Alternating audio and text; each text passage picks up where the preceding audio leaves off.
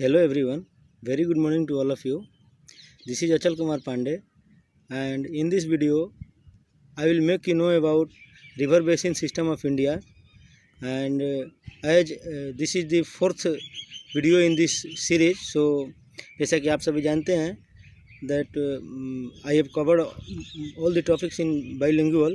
So again the language will be bilingual, so that all types of students, either Hindi medium or English medium, you can understand easily. So let us start.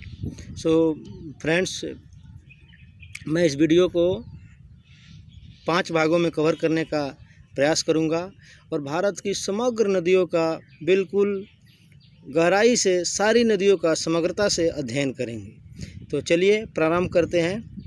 तो इससे पहले मेरे द्वारा आप लोगों को भारत की अवस्थी एवं विस्तार, latitude, longitudes and mountain series, ये सारी आप लोगों को उपलब्ध करा दी गई है। तो जो माउंटेन सीरीज नहीं देखे हैं वो कृपया करके एक बार माउंटेन सीरीज ज़रूर देखें, उसके बाद नदियाँ समझने में आसानी होगी। फिर भी मेरा प्रयास होगा कि मैं आप लोगों को भारत की जितनी भी नदी तंत्र हैं, जो भी मेजर रिवर्स हैं, उनके बारे में समग्र अध्ययन कराएं। तो चलिए प्रारंभ करते हैं। तो सबसे पहले मैं एक ओवरव्यू देना चाहूँगा और नदी होती क्या है और नदियों का उद्गम स्थान और ये अपना पानी कहाँ गिराती है, नदी तंत्र का चक्र क्या होता है, कैसे नदियाँ फॉर्म होती हैं। We will be discussing everything in details. So let us start.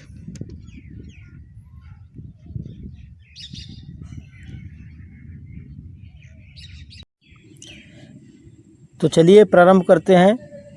इस वीडियो को मैं basically I have decided to cover in 5 different parts. So starting with the overview and origin of rivers, नदियाँ कैसे, उन नदियों की उत्पत्ति होती हैं, देन किस टाइप की नदियाँ होती हैं, माउंटेन सीरीज, देन इंडिया की नदियों को किस आधार पे क्लासिफाई किया गया है, कितनी अलग अलग टाइप की नदियाँ हैं, और उसके बाद मेजर रिवर्स एंड इनकी ट्रिब्यूटरी। तो इस तरीके से क्रमबद्ध तरीके से मैं आप लोगों के सामने एक एक करके बिल्कुल समग्र अध्ययन पेश करूँगा। तो चलिए शुरू करते हैं, प्रारंभ करते हैं।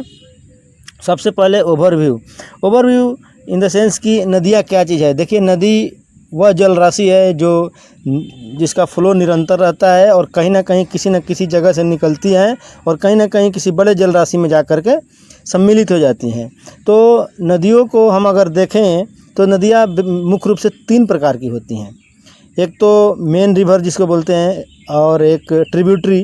तो मेन रिवर वो नदी जो कहीं ना कहीं से निकले और उसकी निरंतर धारा जाके कहीं ना कहीं किसी बड़ी जल राशि में सम्मिलित हो जाए। उसके बाद ट्रिब्यूटरी नदी की वो एक पार्ट है जो कि मेन रिवर नहीं है। जैसे हम आपको मैप के द्वारा समझाने का प्रयास करूंगा। जैसे कि जमुना गंगा की ट्रिब्यूटरी है। तो कुछ लोगों को ये रॉन्ग कॉन्सेप्ट दिमाग में है कि जो छोटी होती है वो ट्रिब्यूटरी नहीं, ऐसा नहीं है। बहुत सारी इंडिया में नदियां हैं जो कि यमुना से बहुत ही छोटी हैं, लेकिन वो नदी हैं, जबकि यमुना नदी नहीं है, कंप्लीट रिवर नहीं है, ये गंगा की ट्रिब्यूटरी है। यानी कि कहीं किसी जगह से इसका उद्गम स्थान है, वहाँ से निकलती है, लेकिन किसी बड़े जलराशि में जाकर के समुद्र में नहीं मिलती है, बल्कि उससे मिलने से पहले किसी बड़ी नदी में जो कि अपना पानी जाकर समुद्र में गिराती है उसमें मिल जाती हैं। तो ये ट्रिब्यूटरी है। इसी प्रकार से जो आप लोगों को मैं बता दूं वैसे आगे कवर करूँगा। जो गंगा नदी है, फरक्का से थोड़ा सा आगे वेस्ट बंगाल में जहाँ प्रवेश करती है, यहाँ 2 भागों में बढ़ जाती है। इसकी मुख्य धारा जो है बांग्लादेश में प्रवेश करती है, और एक इसकी ब्रांच रिवर, इसी को ब्रांच रिवर बोलते हैं, जो कि मेन धारा का छोड़ दे और कहीं इंडिपेंडेंट जा करके, तो यहाँ गंगा सागर के पास में गंगा सागर लोग नहाने जाते हैं, तो यहाँ पे पानी गिराती हैं, तो ये हो जाती हैं ब्रांच रिवर। तो इस प्रकार से कुल 3 प्रकार की नदियाँ होती हैं। अभी हम आपको लाते हैं भारत में नदियों को किस प्रकार से क्रमबद्ध किया गया है। तो इंडिया में हम देखें तो कहीं ना कहीं पे 3 टाइप की रिवर बेसन है। एक तो हिमालय रिवर बेसन, और उसके बाद सेंट्रल इंडिया की जो रिवर्स हैं वो, और उसके बाद जो प्रायद्वीपीय भारत की नदियाँ यानी पेनिनसुलर रिवर्स, या कुछ लोग कहीं कहीं किसी बुक्स में 2 ही पार्ट में पढ़ाते हैं, उत्तर भारत की नदियाँ और प्रायद्वीपीय भारत की नदियाँ। तो वो भी गलत नहीं है, हमें समझना है बस। बेसिकली दोनों में बहुत डिफरेंस है। ये हिमालयन रीजन वाली जो रिवर्स हैं, ये सदा नीरा नदियाँ हैं, हमेशा इनमें पानी रहता है। और जो दक्षिण भारत प्रायद्वीपीय भारत की जो नदियाँ हैं ये सीजनल हैं, यानी कि हमेशा ही सदा नीरा नदियाँ नहीं है, हमेशा पानी इसमें नहीं होता है। मानसून के समय में जब बारिश होती है तब इनमें पानी आता है, है, वरना ये सूखी रहती हैं, सूखी पड़ जाती है। इसलिए तो जैसा कि आप लोग जानते होंगे कि जितने भी नदी रिवर डिस्प्यूट्स हैं, रिवर डिस्प्यूट्स, ये जो पेनिनसुलर रिवर्स हैं, जो प्रायद्वीपीय भारत की नदियाँ हैं, मोस्टली इन्हीं के ऊपर ही हैं, और हिमालय रेंजेज में नदियों के ऊपर बहुत कम डिस्प्यूट्स हैं। तो चलिए प्रारंभ करते हैं। तो नदी पढ़ाने से पहले मैं आप लोग को ये बताना, कुछ माउंटेन रेंजेस से परिचय कराऊंगा ताकि यू कैन अंडरस्टैंड इजीली, क्योंकि नदियाँ कहीं ना कहीं माउंटेन रेंज से ही निकलती है। तो मैं मैप के माध्यम से आप लोगों को बताना चाहूँगा, जैसा कि इंडिया का मैप है, और इसमें जैसा कि आप लोग जानते हैं कि हिमालय रेंजेज यहाँ से जो जम्मू कश्मीर यहाँ से ले करके और हिमालय का विस्तार जो है पूरब से पश्चिम की तरफ, यहाँ नंगा पर्वत है, नंगा पर्वत से ले करके और नामचा बरुआ जो ईस्टर्न पार्ट में जो चोटियाँ हैं, नमचा बरुआ है, अरुणाचल प्रदेश में है, यहाँ से हिमालय फोल्डेड हो जाता है, और हिमालय को यहाँ पे अराकानियोमा के नाम से जानते हैं, ये म्यांमार में। तो ये हिमालय की 3 प्रमुख श्रेणियाँ हैं, जैसा कि हमने ऑलरेडी कवर कर दिया है। ये बृहद हिमालय, लघु हिमालय एंड शिवालिक, इसी को greater Himalaya, lesser Himalaya and Shivalik ranges कहते हैं। और हिमालय के उस पार ट्रांस हिमालय की भी 3 डिफरेंट सीरीज है, उधर से भी कुछ एक नदियाँ निकलती हैं।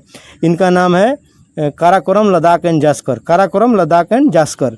तो जैसा कि मैं आप लोग को बता दूं कि भारत में जो भी मतलब खूब पानी देने वाली नदियां हैं, जिसमें कि हमेशा अच्छा पानी रहता है, ये पूरी नदियां कहीं ना कहीं तिब्बत से, ये वाला रीजन जो तिब्बत वाला रीजन है, यहाँ जो मानसरोवर लेक है कैलाश माउंटेन के पास में, हमारी मिथोलॉजी भी इनके बारे में जिक्र करती है, तो यहाँ से निकलती हैं। उसके बाद जैसा कि आप लोग जानते हैं, ये अरावली रेंज है। अरावली रेंज हमारे गुजरात, राजस्थान और दिल्ली इस रीजन में पड़ता है। भारत की प्राचीनतम माउंटेन सीरीज में, भारत की नहीं वर्ल्ड की प्राचीनतम माउंटेन सीरीज में आती हैं।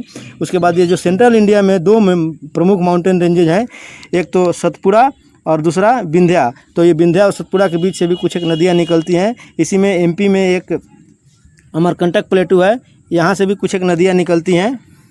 और मैंने जितने भी माउंटेन सीरीज के जो पीक हैं, उनको हमने लाल कलर से एक पीक का साइन बना करके हमने डिमार्क किया है, ताकि आप लोगों को समझ में आसानी से आ जाए।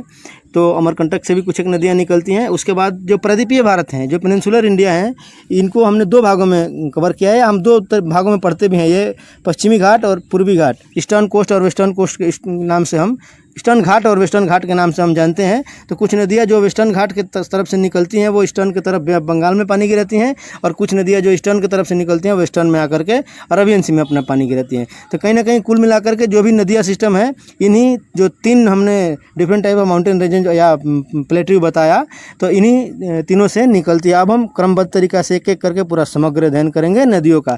तो चलते हैं। भारत की सबसे जो इम्पोर्टेंट, जो हिमालयन रेंजेज में इम्पोर्टेंट रिवर बेसिन है, वो है हमारी इंडस रिवर बेसिन।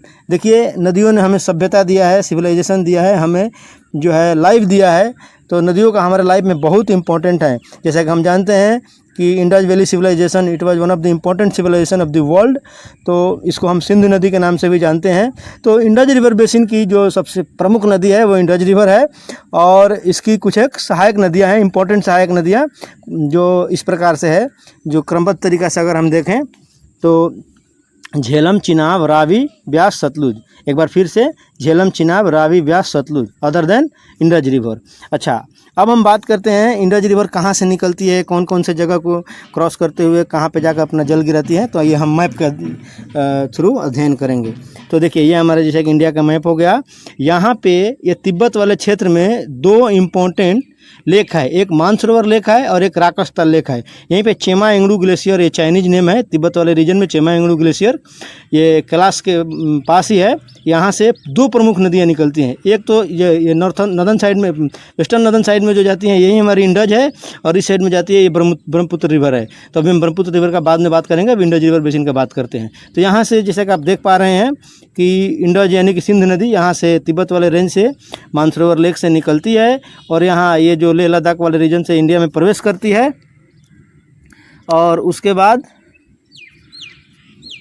ये हमारा जो पीओके वाले क्षेत्र से यहाँ नंगा पर्वत, जो कि हिमालय का सबसे वेस्टर्न माउंटेन पीक है, नंगा पर्वत से इंटर करती है और पाकिस्तान में आकर के कराची में अपना जल गिराती है। ये अरबियन सी के पास अपना जल गिराती हैं। और इसी में भारत की जो प्रमुख नदियां हैं, ये इंडस रिवर बेसिन की, इसमें आकर के मिलती रहती है। अभी मैं एक 1 बाय 1 करके बताऊंगा। तो इंडस के बाद आ जाती है झेलम। तो झेलम यहाँ श्रीनगर के पास में शेषनाग झील है, शेषनाग झील से निकलती है और ये भारत पाकिस्तान का बॉर्डर बनाती है। और यहाँ से फिर ये इसकी धारा आ करके जो चिनाब नदी है उसमें मिल जाती है। और चिनाब नदी जो है, जो कि तीसरी नदी इस सीरीज में है, ये चंद्रा और भागा दो नदी हिमाचल प्रदेश में बारालाचा के पास, ये ला बोलने से ये दर्रा होता है, हिमाचल प्रदेश के पास में बारालाचा एक इम्पोर्टेंट दर्रा है, वहाँ से निकलती है। और फिर चंद्रा और भागा दोनों मिल करके चिनाब कहलाती है। और उसके बाद चिनाब नदी यहाँ से जो अपना कटरा रियासी वाले रेंज में से निकलती है और यहाँ पाकिस्तान में इंटर करती है। और उसके बाद चिनाब में ही आकर के झेलम मिल जाती है। उसके नीचे रावी और ब्यास, रावी और ब्यास दोनों ही नदी, ये भी हिमाचल से ही, जो आपका ये एक दर्रा है रोहतांग दर्रा, रोहतांग दर्रे के पास से निकलती है। और जो ब्यास छोटी नदी है यहीं पे हरिके के पास में आकर के सतलुज से मिल जाती है। और ये जो रावी जो है, जो झेलम और चिनाब की जो संयुक्त धारा है उसमें आकर के मिल जाती है। और फिर ये जो सतलुज नदी यहाँ सिपकिला दर्रे से होकर के इंडिया में प्रवेश करती है। यहाँ से जो हमारा राकस्ताल लेक है मानसरोवर के बगल में तिब्बत वाले रेंज में, यहाँ से निकलती है। और पंजाब को, पूरा पंजाब को यही एक नदी है जो कि हरी भरी की हुई है। और यहीं हरिके पौड़ी में जो ब्यास है इसमें मिल जाती है। यहाँ पे एक बहुत बड़ी परियोजना भी भारत सरकार ने चलाया है। और यहीं से हमारी जो इंदिरा कनाल भी निकलती है जो कि राजस्थान तक पानी पहुँचाती है अपना। और यहाँ जो संयुक्त धारा जो है ये इन नदियों का, तीनों का, जो ये सतलुज नदी जाकर के इस यहाँ संयुक्त धारा चिनाब कहलाती है। सतलुज जाके चिनाब में मिल जाती है। फिर यहाँ से ये नदी एक धारा आकर के जो यहाँ से इंडस आई थी उसमें आकर के यहाँ मिठानकोट एक जगह है, जैसा कि हम जानते हैं कि पठानकोट इंडिया में है और मिठानकोट पाकिस्तान में है। तो मिठानकोट में दोनों जाके मिल जाती है और वहाँ से ये जाकर अरबियन सी में अपना पानी गिराती है। तो एक बार फिर से मैप के मदद से हम ऊपर से नीचे की तरफ इंडस, झेलम, चिनाब, रावी, ब्यास, सतलुज, इंडस, झेलम, चिनाब, नीचे से अगर बोले तो सतलुज, ब्यास, रावी। तो ये हमारा हो गया कहीं ना कहीं इंडस रिवर बेसन। इसमें कुछ एक क्वेश्चन आते हैं जैसे कि लेह इंडस रिवर के कौन से दाएं तट पे है, बाएं तट पे है। तो ये मैं आप लोग को बता दूं कि नदी का मुख जिस तरफ है उससे दाहिने तट होता है, बाएं तरफ बाएं तट। तो जैसा कि इंडस रिवर इस तरफ से जा रही है तो लेह जो है दाहिने तट पे, लद्दाख और जास्कर श्रेणी के बीच से ये इंडस रिवर बच जाती है, तो लेह दाहिने साइड में पड़ जाता है। तो ये हमारा कहीं ना कहीं इंडस रिवर बेसन यहाँ पर समाप्त होता है। अभी हम चलते हैं ब्रह्मपुत्र रिवर बेसिन पे। तो ब्रह्मपुत्र जो नदी है, ये ब्रह्मपुत्र नदी भी यहीं से मानसरोवर लेक के पास से ही निकलती है। यहाँ पे इसका नाम रहता है सांगपो, यहाँ पे इसका नाम रहता है सांगपो। ये तिब्बत वाले रीजन से निकलती है। और सांगपो रिवर ये पूरा तिब्बत वाले रीजन को क्रॉस करके यहाँ अरुणाचल प्रदेश में जो एक ये नामचा बरुआ माउंटेन रेंजेज है, जो पीक है, यहाँ पे दिहांग गर्ज है, दिहांग गर्ज से प्रवेश करती है अरुणाचल प्रदेश में। और यहाँ से आकर के फिर ये पूरा अरुणाचल प्रदेश क्रॉस करने के बाद यहाँ अरुणाचल प्रदेश में इसका नाम बदल जाता है। यहाँ पे इसको बोलते हैं दिहांग। यहाँ पे ये सांगपो के नाम से निकली और अरुणाचल प्रदेश में यहाँ से दिहांग गर्ज से प्रवेश की और यहाँ पे नाम हो जाता है दिहांग। फिर ये इधर आकर के यहाँ सदिया के पास से असम में प्रवेश करती है और यहाँ पे फिर ये ब्रह्मपुत्रा कहलाती है। और यहाँ पे फिर बांग्लादेश में जब प्रवेश करती है तो इसका नाम हो जाता है ये यमुना नहीं, जमुना। तो यहाँ धुबरी एक जगह है, धुबरी से ये बांग्लादेश में प्रवेश करती है। इसके बाद फिर यहाँ मणिपुर पहाड़ी से एक नदी निकलती है, बराल नदी है, या इसको मेघना भी बोलते हैं। यहाँ से बराल नदी ये इधर आकर के मेघना कहलाती है। और यहाँ चांदपुर कोई जगह है एक, यहीं आकर के ये ब्रह्मपुत्र नदी से मिल जाती है, फिर संयुक्त धारा मेघना कहलाती है। अभी हम इधर से गंगा नदी रिवर बेसिन से हम जब लाएंगे तो यहाँ मिलाएंगे, फिर यहाँ पे सुंदरबन का डेल्टा का निर्माण होता है। तो एक बार फिर से ब्रह्मपुत्र नदी कहाँ से निकलती है, तो तिब्बत रीजन से निकलती है। यहाँ पे इसका नाम रहता है सांगपो रिवर, तिब्बतन लैंग्वेज है। और यहाँ से ये अरुणाचल प्रदेश में प्रवेश करती है। और आप लोगों को बता दूं कि ये बहुत चौड़े घाट की नदी है, जो ब्रह्मपुत्र नदी है बहुत चौड़े घाट की नदी है। इसमें नदी के अंदर ही एक माजुली द्वीप है, जो कि रिवर के अंदर एक द्वीप है, जो कि इंडिया में किसी रिवर के अंदर कोई आइलैंड नहीं है। एक पहला आइलैंड है, माजुली आइलैंड बोलते हैं, जो कि रिवर के अंदर ही आइलैंड है। अभी हम चलते हैं इम्पोर्टेंट रिवर बेसन जो कि भारत की सबसे महत्वपूर्ण नदी है वो गंगा रिवर बेसन। तो गंगा रिवर बेसन बनने के पीछे कुछ कहानी है। वैसे तो हम जानते हैं कि अलकनंदा और भागीरथी दोनों देवप्रयाग में मिलती हैं तो गंगा कहलाती है, लेकिन टेक्निकल रूप से कहना ये सही नहीं है। तो हम चलते हैं, आप लोग को यहाँ पे विस्तृत अध्ययन कराना चाहेंगे, आप लोग को समझाने का एक प्रयास करूँगा। तो जैसा कि हम जानते हैं कि सतोपत ग्लेशियर के पास से दो नदी निकलती हैं, एक का नाम है धौला गंगा और दूसरा का नाम है विष्णु गंगा, और ये दोनों आकर के विष्णु प्रयाग में मिलती हैं। यहीं से अलकनंदा कहलाती है।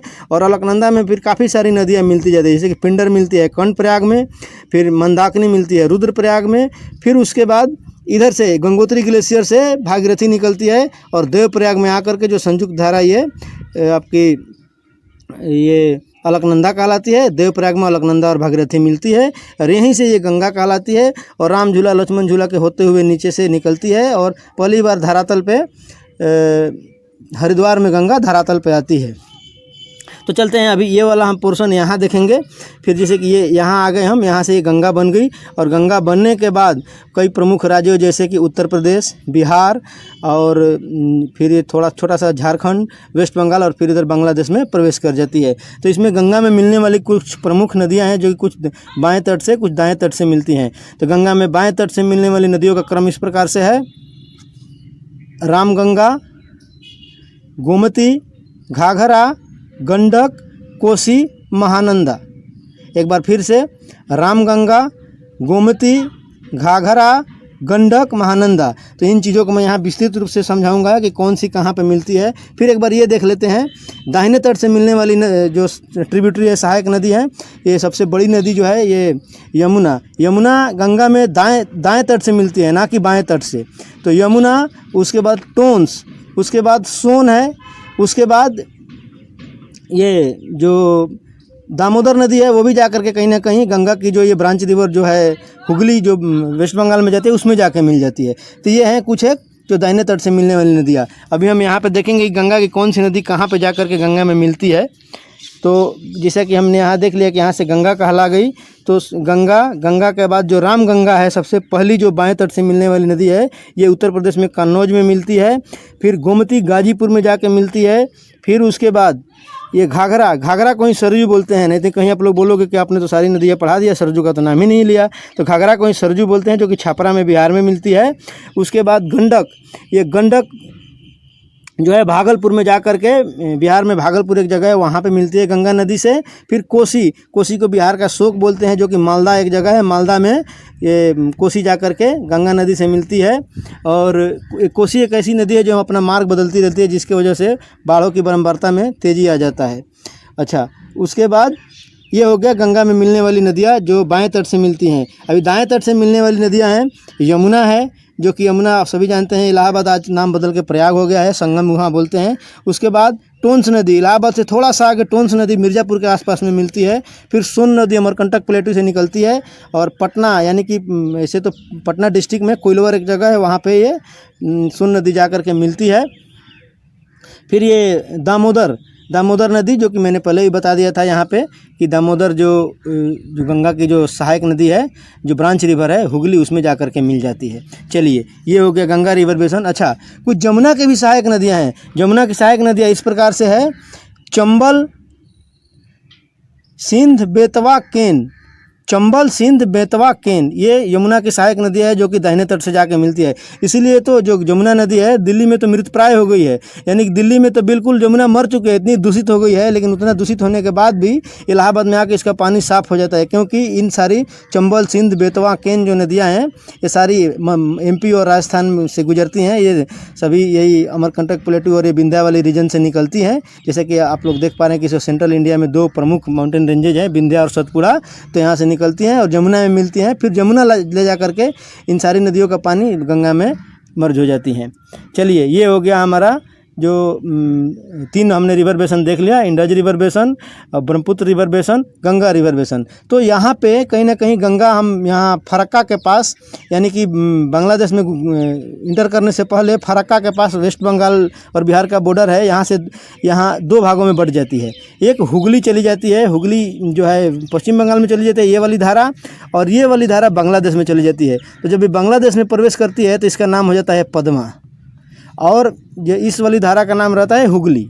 जो पश्चिम बंगाल में आती है तो हुगली, और जो मेन इसका जो धारा है मुख्य प्रमुख धारा ये बांग्लादेश में जाती है, इसका नाम हो जाता है पद्मा।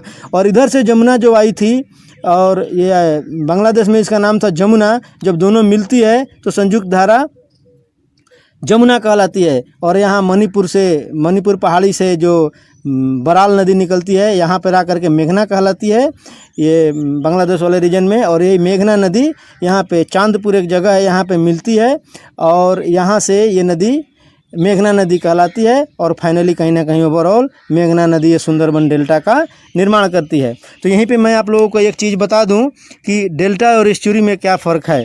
तो देखो, डेल्टा और एस्चुरी में फ़र्क है। आप लोग को ये चीज़ क्लियर होना चाहिए कि जो नदी इंडिया का हम बात कर रहे हैं, जो नदी बे ऑफ बंगाल की तरफ गिरती हैं वो सारी नदियाँ डेल्टा का निर्माण करती है। जो अरबियन सी में गिरती हैं वो डेल्टा का निर्माण नहीं करती, वो एस्चुरी बनाती हैं।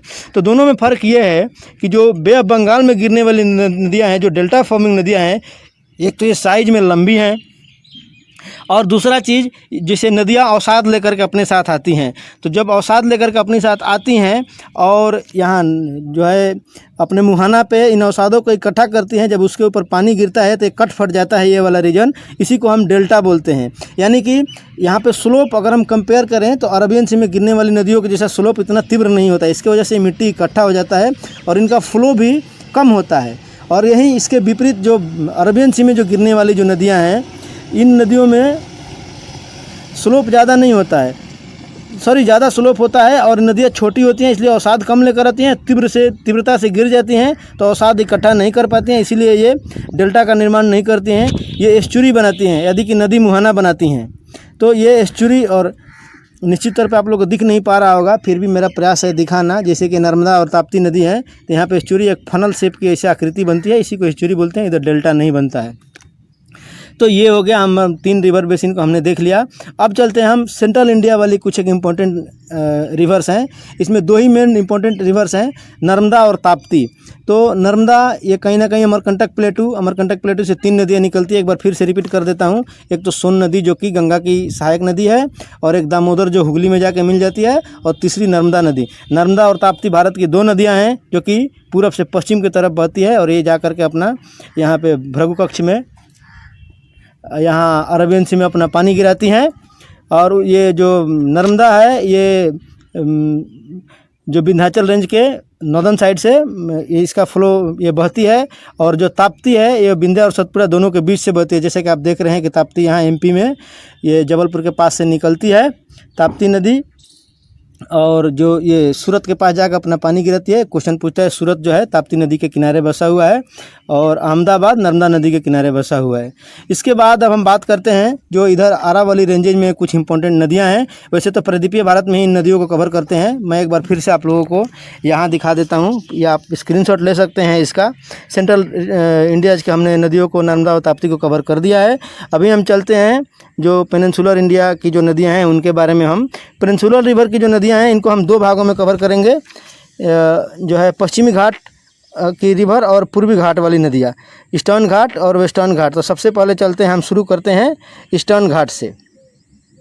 तो ईस्टर्न से शुरू करते हैं वेस्टर्न घाट से।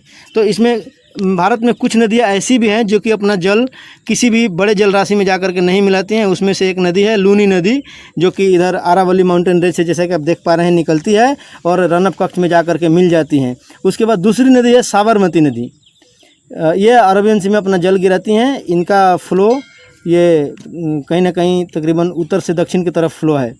तीसरी नदी है माही नदी। एक माही नदी इंडिया में एक ही नदी है जो कि ट्रॉपिक ऑफ कैंसर को 2 बार काटती है। जैसा कि आप देख पा रहे हैं कि यहाँ इसका फ्लो इस प्रकार से है। तो ये ट्रॉपिक ऑफ कैंसर को इंडिया में 2 बार काटती हैं, जैसा कि गुजरात से लेकर के उधर मिजोरम तक हमारा ट्रॉपिक ऑफ कैंसर 23.5 डिग्री जो है ईस्टर्न नॉर्दर्न लेटीट्यूड्स है, यहाँ पे गुजरात, राजस्थान, इन सारे स्टेट को क्रॉस करता है, भारत के 8 स्टेट को। तो माही नदी ट्रॉपिक ऑफ कैंसर को 2 बार काटती है। उसके बाद हम चलते हैं लूनी नदी, माही नदी, देन साबरमती रिवर भी हो गया। उसके बाद मांडवी रिवर। तो ये कर्नाटक में 2 इम्पोर्टेंट नदियाँ हैं। उसको मांडवी को कर्नाटक में महादाई बोलते हैं और गोवा में मांडवी बोलते हैं। गुजरात में 2 नदियां हैं, मांडवी और ज्वारी रिवर। उसके बाद शरावती रिवर, शरावती रिवर के ऊपर ही हमारा कुंजिकल प्रपात है जो भारत का सबसे ऊंचा जल प्रपात है। उसके बाद गंगा वैली, देन पेरियार, भरतपुजा, ताम्रपाणी। ये हो गया एक बार फिर से लूनी नदी, साबरमती नदी, माही नदी, उसके बाद महादाई जिसको कि हम मांडवी बोलते हैं कर्नाटक में, मांडवी नदी, ज्वारी नदी, उसके बाद शरावती नदी, गंगा वैली, पेरियार, भरतपुजा, ताम्रपाणी। एक बार फिर से पश्चिम घाट वाली नदियाँ लूनी नदी, साबरमती नदी, माही नदी, ज्वारी नदी, शरावती नदी, पेरियार नदी, भरतपुजा, ताम्रपाणी। तो ये हो गया, कुछ है नहीं, आसान है। आप लोग जब इसको जो 2 बार 3 बार 4 बार देखेंगे तो याद हो जाएगी। तो ये नदियां हैं जो कि इधर अरबियन सी में अपना पानी गिराती हैं। छोटी छोटी नदियां हैं, इसमें कोई बड़ी इंपॉर्टेंट नदी नहीं है, ये छोटी छोटी नदियां हैं। ये नदियां मानसूनल रिवर हैं। अभी जो है हम नदियों के फ्लो को रेड एरो से दिखाने का प्रयास किए हैं ताकि आप लोग को समझ में आ जाए कौन सी नदी किधर पानी गिराती है। अब हम चलते हैं पूर्वी घाट वाली नदियों में। पूर्वी घाट वाली नदियाँ हम शुरू करते हैं ये दामोदर से। दामोदर तो वैसे इसकी हुगली नदी की सहायक नदी है, तो दामोदर को हम ना ही ले क्रम में तो ठीक है। उसके बाद स्वर्णरेखा नदी, यहाँ जैसे कि आप देख रहे हैं उड़ीसा वाले रीजन में स्वर्णरेखा नदी। उसके बाद स्वर्णरेखा के बाद आ जाती है बैतरणी रिवर, ये भी उड़ीसा वाले रेंज में, यहाँ अमरकंटक के पास से ही निकलती है ये बैतरणी रिवर। उसके बाद ये हमारी नदी है ब्राह्मणी। तो स्वर्णरेखा, बैतरणी, ब्राह्मणी, फिर महानदी, गोदावरी, कृष्णा, ये पिन्नार, कावेरी, बैगई नदी। अभी एक बार क्रम से देखते हैं फिर से। दामोदर, स्वर्णरेखा, बैतरणी, महानदी,